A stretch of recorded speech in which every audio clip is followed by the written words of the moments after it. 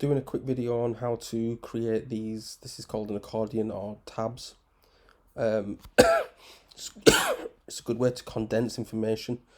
So as you can see, I've got a first tab, second tab, third tab, so on. So you can have what amounts to a lot of different pages within just the one single page, and pupils can work their way through the information. And as you can see, what I've got here, this is just a sound file that I uploaded. So it's just a song uploaded there in the first tab. In the second tab, I've just taken a picture from the media library. The third tab is a YouTube video. I just straight clicked put the YouTube link. The fourth is a picture with loads of writing, and the last one is an Everest form. So we're just going to look at behind the scenes of how that's put together, and some of the settings and how you would put your own together. So on the left hand side, I have checked, it should be the case that you all have access to this WP tabs. When you want to create a new one, you would click on add new. If you wanted to see the ones which are already created, you'd go to tab groups. So this is the one that I've created here. It's called the first test tab group. And as you can see, here are the 5 tabs that I've created. Let me just click on the first tab there, and you can see I've got the title. That gives us the title of the tab. Let's just change that to tab numero uno, so we can see that change. And then you can see this is the sound file here. I'm going to see if I can get rid of that. So that's gone. I'm just going to go to add media. I'm going to change the media types to audio. And then you'll see what I did there. So it was just this song here. I'm just going to click on that and insert that into the post. So you can see that's how that came into being. Second tab, again, I went to add media, but I just chose a picture there. So that's the picture for the second tab. The third tab is a YouTube video. So it's just a YouTube link. I've just bunged it in there, and it's created a playable video.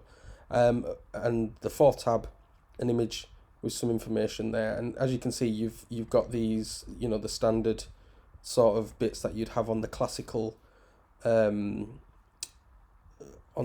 editor when you're creating posts, things like picture, like colors, bold and strike throughs, and so on and so forth. And the last one that I've put there is an Everest form. Now I did try clicking this add form thing, but it doesn't seem to work. So what I did was I just got the Everest form ID, and I just bobbed it in there like that. So essentially within these tabs, you can create whatever you would normally do within your page, more or less. You can create it within these tabs. So you can have what would effectively amount to whole pages within these tabs. And then down here, we've got these different settings. So I've got this tabs set section title set to hide. If I show it, what that does is the title of my tab is first test tab group. If I've got this set to show, then on the page where it would appear here as a title, which isn't always desirable. So you can turn that function off. The margin between the tabs there is this space in between the tabs. So because I've got 5 tabs, if the space is too much bigger, or if I had a 6th tab, the next tab appears down here, which is suboptimal. And this is the size of the writing within these tabs. I've currently got it set to H2, but I didn't notice any difference really between H2 and H3. I don't know if it's only works H3 or higher. I'm going to switch it to H4 now and save this, and we'll have a look at this. And then we've got these different tile colors. Let's just have a look. So you can see the active tile is white.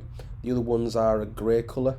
So if I just have a look at that, so these must be the inactive ones. There's the active one.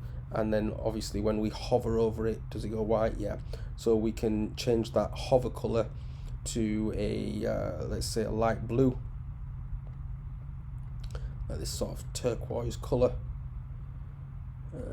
Is that what I want? Yeah, something like that. And then the background ones, the inactive ones, I would probably want to leave them like that or something. Maybe make the active one a more prominent color, something like that. Yeah, let's see. I've not really messed around with these, but you know they seem kind of straightforward. If you look, there's a border around the whole thing, so we could change that border color to something a blue, a nice dark blue, and the thickness of that border as well. The border radius isn't this is normally about the sort of curve that you've got on the edges of these, so I'm just going to set that to something like 10, so you know if we see a change then it will be quite prominent. And that's really it. And then this is the shortcode here, and so the shortcode is this code is just taken and it's just plonked into the into a post, and then this tab will appear within that post. So just letting this update, and then I should be able to refresh this. I'll just show you while that's updating. I'll just go behind the scenes on this so that you can see what I'm referring to. So all the content that exists within this page is actually built on that tab group. So the actual page itself doesn't really house that information. The page itself only houses that simple tab group code. So if I refresh this, so you can see the name of that tab has changed. You can see it's got more of a curve. This is now red. It's all surrounded by blue, except I need that to be surrounded by blue as well. So you can see that there's a different settings for the overall border. You can see because I increased the size of this text, or maybe because I increased how much text was in this, it's now dropped over to underneath here, which is fine, you know, especially if you've got a few here. But I think it's better if there's just a few tabs across the top. That's we just took that and put that back in, didn't we? And you can see all the other tabs are just the same as they were before. Check that song out, it's good. And there we go. I think this would be quite nice for some of the work that you guys have done.